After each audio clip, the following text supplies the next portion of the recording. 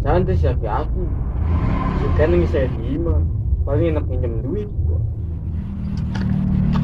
Loh, kemana ya jalan duit? Betul lapar nih. Utang ada utangnya. Utang mana dulu? Terus lah. Bahaya utang. Kedaikan utang nih. Bingung. Ini kemana? Kau ai. Aing jam duit dah, jangan boleh duduk. Oh iya jeung ongkos doang ya ya. Di ceban.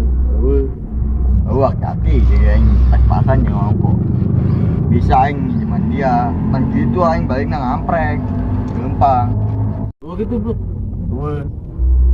Ini cari rumah aing kumaya, lapar ya butuh aing. Goceng. Pas ya aing.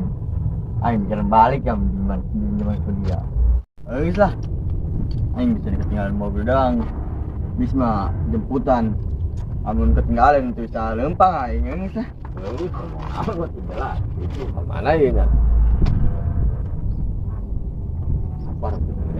Lapar ini. Boleh saya nari lapar mah.